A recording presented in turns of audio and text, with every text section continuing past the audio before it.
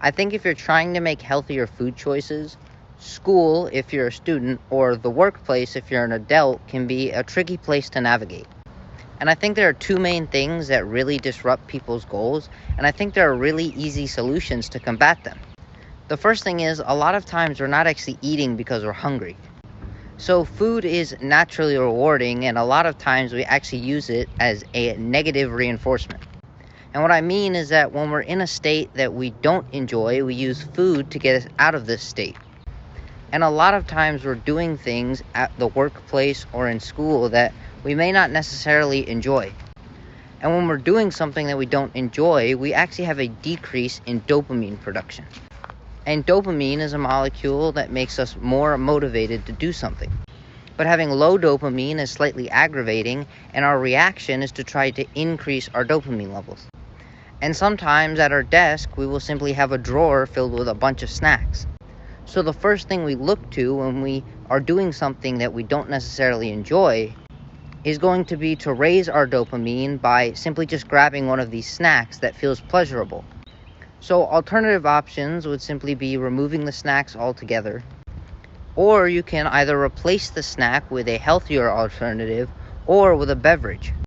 For example, maybe you have a cup of coffee that every time you need a break from your work, you look to and take a sip from. Because a lot of times it's not the actual energy in the food that we're looking for, because we already have that. Instead, we're just looking for a break from the workday and something to do that isn't focusing on work. And this especially holds true when things begin to get tough or difficult. And now, a lot of times, the other problem is that even if we pack our own lunch, there's a lot of other food available.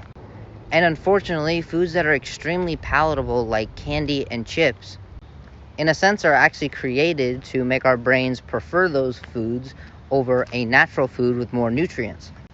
So unfortunately, saying no to those foods and instead choosing a more nutritious option can actually cause the same dopamine decrease that doing hard work can, which really makes you want them even more in order to remove this low dopamine state. However, what you can do is actually learn to enjoy saying no. You see, dopamine is all about predicting how we will feel in the future. And if we predict that we will feel rewarded in the future, our dopamine will increase to motivate us to engage in whatever that behavior is. So when you turn down eating an unhealthy food and choose to eat the healthier food, afterwards you'll feel extremely proud and rewarded. You get the same feeling of accomplishment that you do when you complete a hard workout or do a hard task. And now the trick is that when you feel this gratification, remind yourself that the behavior that caused it was actually choosing the healthy food over the unhealthy food. This subtle reminder will actually strengthen the connection between choosing an unhealthy food and feelings of gratification. And in the future, if you face the same decision, you'll be much more motivated to actually choose the lunch that you packed rather than the unhealthy food being offered. And the more repeatedly you do this, the stronger this motivation will become, and the more pleasure you will derive from saying no to unhealthy food and choosing the lunch that you packed. So I hope this just gave you a little bit of inspiration and motivation to just choose the healthier option, which can be hard sometimes because we're living in a world where unhealthy options are all around us. And just because they're there, we may choose to eat them even though we're not actually hungry.